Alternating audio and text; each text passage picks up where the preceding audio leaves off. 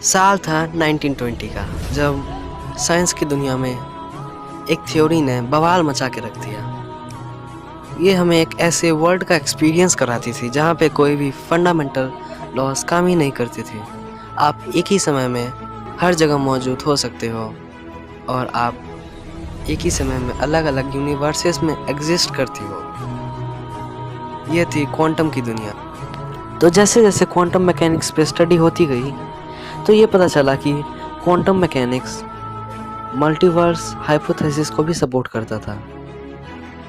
Multiverse hypothesis के हिसाब से हमारा यूनिवर्स एक कलेक्शन है इनफाइनाइट नंबर ऑफ यूनिवर्सेस का, जहाँ पे सेम फिजिकल प्रॉपर्टीज़ होती हैं पर आपका एक नया यूनिक वर्जन वहाँ पे एग्जिस्ट करता है। जैसे कि अगर आप इस यूनिवर्स में एक पुलिसमैन हो तो दूसरे यूनिवर्स में आप चोर भी हो सकते हो, या फिर कोई और कैरेक्टर जैसे कि डॉक्टर, लॉयर एसेट्रा। आपका कोई भी नया यूनिक वर्जन वहाँ पे एग्जिस्ट कर सकता है। तो ह्यूज एवरेट, जिन्होंने बेसिकली मल्टीवर्स हाइपोथेसिस को सपोर्ट किया था, उनका कहना था कि अगर हमारा इनफाइनाइट यूनिक वर्जन हर एक इनफाइनाइट यूनिवर्स में एग्जिस्ट करता है तो हमारा ऐसा भी तो वर्जन हो सकता है जिसमें हम कभी ना मरें। तो हाँ, ऐसा पॉसिबल तो था, पर इसमें कुछ डिस्पैरिटीज थी। पहली डिस्पैरिटी, क्वांटम लेवल पे पार्टिकल्स का रिएक्शन कुछ अलग ही लेवल पे रिएक्ट करता था। यहाँ पे हमारे फंडामेंटल लॉस काम नहीं करते थे।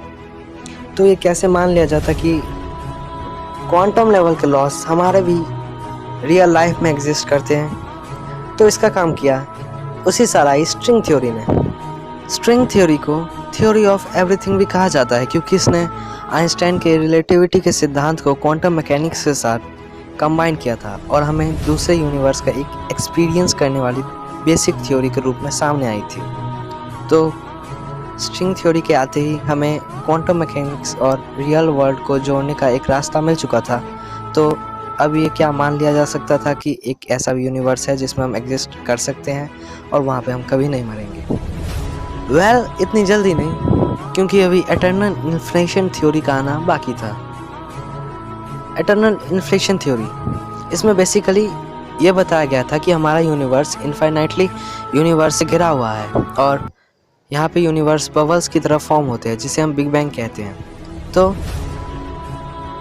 जैसा कि हमारा यूनिवर्स एक इनफाइनाइट कलेक्शन ऑफ यूनिवर्सेस में से एक है, तो इन तीनों थ्योरी में एक कॉमन बात हमें पता लगती थी कि हाँ, यूनिवर्स एक नहीं है, ऐसे लाखों यूनिवर्स एग्जिस्ट करते हैं। तो एक ऐसा यूनिवर्स होना बहुत ही कॉमन बात है जिसमें हम कभी नहीं मरेंगे। तो हाँ, ऐसा पॉसिबल है, पर क्या हम वहाँ पे जा पाएंगे? क्या हम वहाँ पे रह पाएंगे?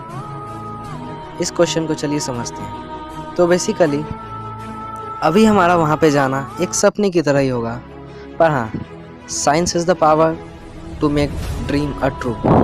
तो हाँ, हम फ्यूचर में वहाँ पे जा पाएंगे और शायद वहाँ पे रह भी पाएंगे, पर इसमें भी कुछ दिक्कतें हमें आ सकती हैं। जैसे कि अगर वहाँ पे गए तो हम वहाँ के फ़िज़िकल लॉस को वायलेट करेंगे, तो हम वहाँ के फ़िज़िकल लॉस को वायलेट नहीं कर सकते, इसलिए हम वहाँ पे जा ही नहीं पाएंगे। पर अगर हम वहाँ के फ़िज़िकल लॉस को वायलेट ना करें तो हाँ, हम वहाँ पे एग्जिस्ट कर पाएंगे। तो ये एक ह्यूमन रेस के लिए बहुत बड़ी अचीवमेंट होगी, बहुत बड़ी विक्ट्री होगी, क्योंकि हम एक ऐसे यूनिवर्स में रहेंगे जहाँ पे हम कभी नहीं मरेंगे। तो फ़िलहाल के लिए ये इम्पॉसिबल है और शायद 100-200 साल तक ये इम्पॉसिबल ही रहे, पर उसके बाद कुछ हो सकता है और शायद हम सच में वहाँ पे जा पाएँ। तो इस वीडियो के लिए बस इतना ही। Thanks for watching. Please like and subscribe.